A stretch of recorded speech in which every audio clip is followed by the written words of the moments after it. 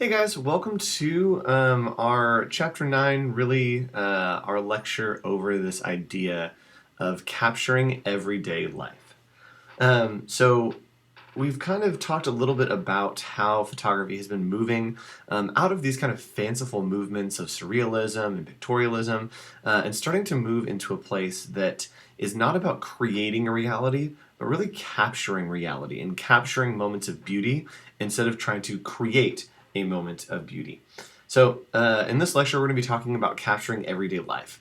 We're going to kind of define what documentary photography is, and talk about some notable photographers that worked in this documentary style, and really dig deeper into what it looks like to try to find something beautiful and capture something in everyday life, as opposed to what a lot of photographers were doing, which was kind of trying to create these beautiful images.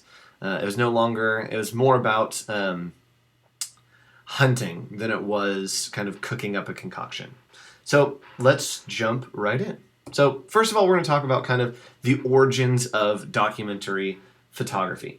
So documentary photography, really in a broad sense, is or could be defined as the non-fictional representation of books, images, or life. So pretty much anything that is non-fictional is technically a documentary photo. It is documenting whatever is in front of the lens, in front of the book. It is something that just documents real life. Documentary photography, documentary anything, is usually not fictional. It is almost always based in fact. So even though that is really the definition of the word documentary, excuse me, I keep mispronouncing that. During the 1930s, the word documentary really came into a wider usage, especially in the art world. Its meaning started to become more limited, but used more. People started to define it, specifically writers, filmmakers, and photographers, defined it as this, that it was a blend of a modern style and a realistic subject matter that was aimed at educating the public about the experience or hardship or injustice. So basically, it was no longer just defining the documentary photography was no longer about just capturing something that was real. It was about having a message behind that image. It was about showing something that was real that hopefully made the viewer think about it and almost stir up some kind of social change within the viewer. Documentary photographers in the 1930s really strove to present their subjects as human, as ordinary, as people who were kind of seen as down on their luck. And the thought with that was that they would hope that the viewers would then make an imaginative leap to kind of apply a message for themselves. They would show someone that was sad sitting in an alleyway, and they would hope that the viewer would think, oh, that's because of the government. Well, we need to have some kind of social change that takes on the government. Photographers would try to capture that depression that was happening during the time, especially around the time of the Great Depression, that a lot of people were just down on their luck. And photographers wanted to capture that and use it as a social movement, as a visual kind of identifier to change where people were and how they felt. This idea of documentary really flowed not only in film and photography, but also through a lot of writing, social science, popular literature, radio programs, and different art movements. People were all about capturing everyday life and then exploiting it to say a message. It was no longer about putting that message first. It was about finding that message within everyday life. Photographers here weren't seen as artists necessarily. They were seen as neutral observers that were boldly recounting the facts. So it was almost like a journalist was at the scene taking pictures. It is a fact that happened. It's not a photograph that was orchestrated or constructed. It is merely a photographer was a neutral observer that could have been anyone that was just capturing and recounting a fact to someone. So a lot of photographers thought this was great, but a couple influential photographers, specifically Ansel Adams, had this to say about the idea of documentary photography. What you've got are not a lot of photographers. They are really just a bunch of sociologists with a camera. So a lot of photographers were mad that, and almost said, this isn't photography, this isn't art. This is really just people grabbing a camera and taking a picture of whatever's in front of them. They're just examining humans and doing some kind of sociology project instead of trying to capture and make an art out of photography. So a lot of photographers were not happy about documentary photography. Today, the words kind of morphed and has been a lot more loosely related to describe a large kind of visually, thematically thematically related archive or an extensive photographic project. So documentary photography now is showing, cool, this is documenting a series of events. This is documenting a specific event in a series of photos. It's really still about recanting facts, but now is much more frequent in a series. So, with this kind of uprising of documentary photography, there was kind of a big movement and really a big kind of almost business that started called the Farm Security Administration, started by the government. And it was initiated in 1935, and it was started to help fight the Great Depression. People wanted to capture everyday life. They wanted to capture people in their hurt. They wanted to capture the American public being resilient and overcoming what kind of hardship they were going through. This kind of faction of the government was charged with coordinating the various rural relief efforts that were happening with government departments. Different departments were going into places that were really affected by the Great Depression and really, really hurting, and going in to help those. So a lot of photographers went along to capture the hurt that was happening in these areas as the government tried to help them. So the job of the photographers that would go out with the Farm Security Administration was to provide photographic evidence of the agency's good works and transmit that image to the press. So they wanted to show that, hey, the government is doing great things. Like, yes, these people are hurting, but we are helping them. That together we can overcome this. That yes, it is sad, and we are capturing these moments of extreme kind of human emotion, but the government's coming in to help these people to make it better. So they would often focus a lot on finding moments of that raw emotion. And that raw emotion in everyday life was something that the public could relate to. It was something that you would see in a newspaper and think, wow, how that person looks is how I feel. So I can relate to this person, and hopefully the government will help me because the government helped them. They looked like they were in pain, but it says here that the government helped them, that everything's getting better. So they thought that it was something that people could relate to as a general public. They would try to focus all of their photography efforts on really small towns. They were trying to find people that were just experiencing everyday life in small towns. They almost never would photograph big people, big events. They did not ever try to show celebrities. They really focused on just finding a shot in everyday life that made people look like they were experiencing something, like they were being resilient, like they were sad but being helped, like there was some kind of hope in the darkness that was happening in the area at the time. Photographers were really encouraged, especially working in this documentary photography style. They were encouraged to find scenes and objects whose appearance almost implied a story, that it acted as some sort of metaphor or attitude toward life. I believe on the left, the headline that ran with this picture was something's happening to America and she sees it. Do you see it too? That it was about showing that hurt, but some kind of hope. There's that glimmer of hope in her eyes. There's a pain, but somehow there's hope. And finding those images that really convey that story and change people's attitude toward how life was going at the time. A lot of photographers during this time, like we looked at with Vivian Mayer, would actually conceal cameras to help maintain the illusion that the photographer was not present.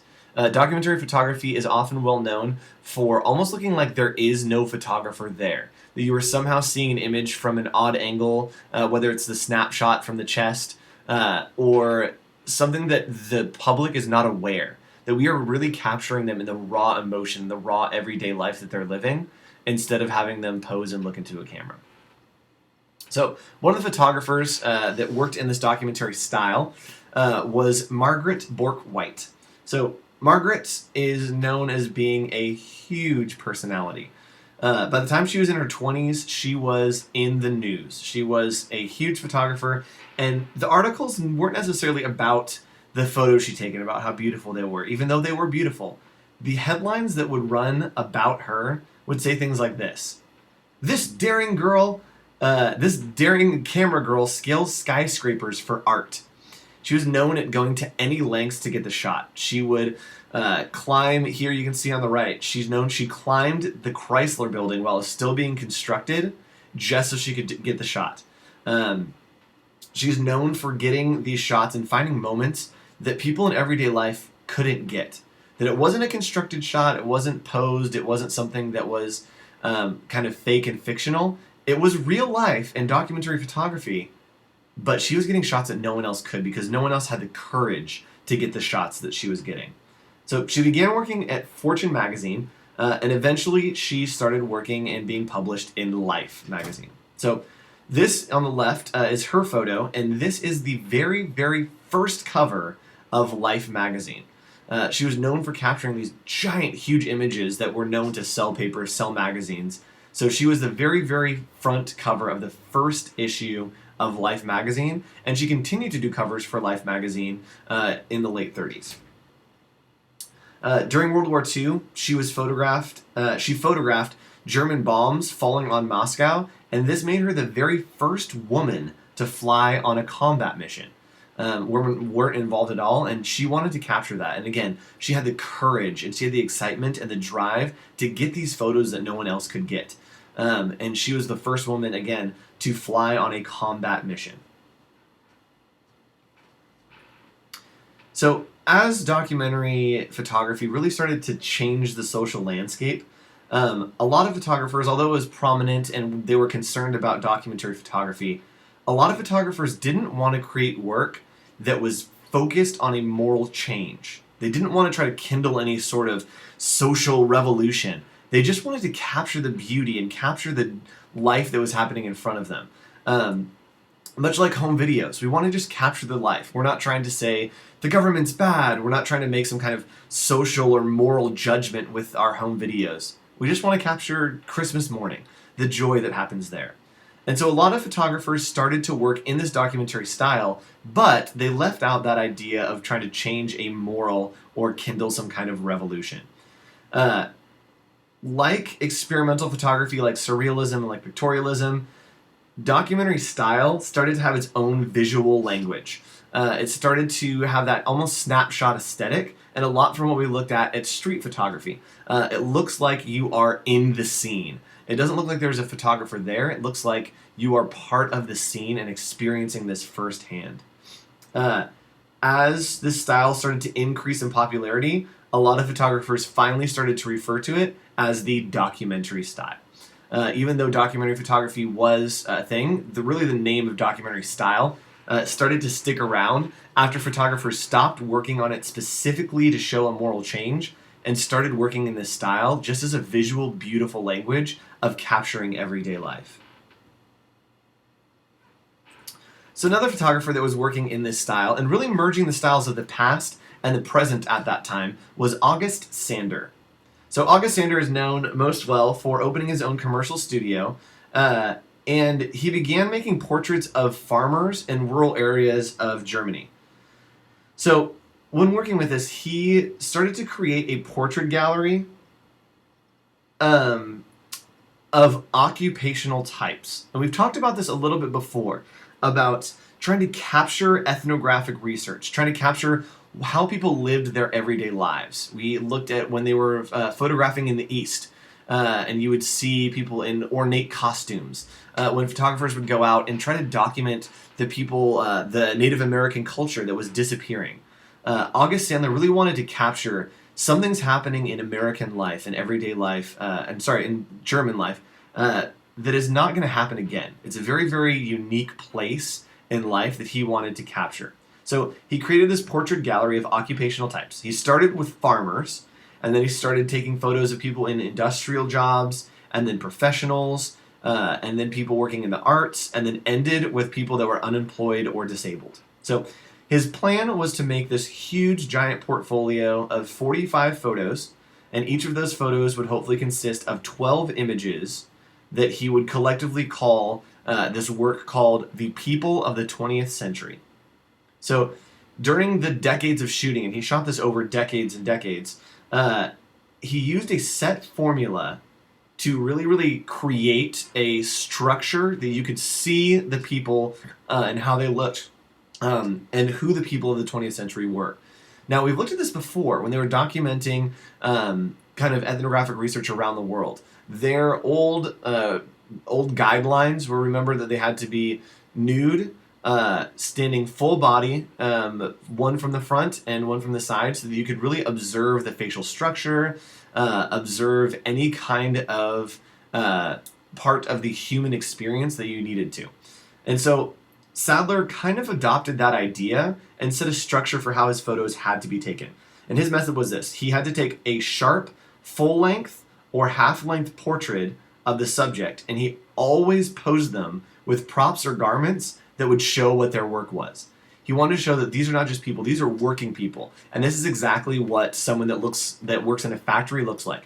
This is exactly what a boxer looks like. This is exactly what kind of construction workers look like at this time, and really set this for documenting the real life. So this is really the comeback of documentary photography in a broad sense, especially as it relates to ethnographic research. So as Sandler worked, he had these three core ideas: see, observe, and think correctly. So what he wanted to do is he wanted to see the people that were in front of him. He wanted to see the images, the things that were happening in the real world that he wanted to document. He wanted to observe them and capture them. He wanted to look at them and see, what's the message that I can pull out of these? And then he wanted to think correctly, saying, what do I want people's response to be? What is the message I want to say, and what do I want people to say to that? What is the response that I want the public to have?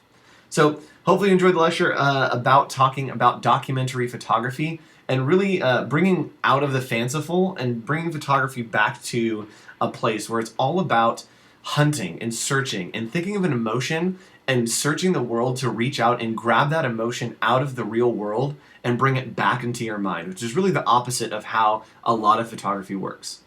So go out, research some of these photographers, and really look into documentary photography. And it's all about just capturing what you see and what you think is beautiful in everyday life. Thanks for watching. Bye.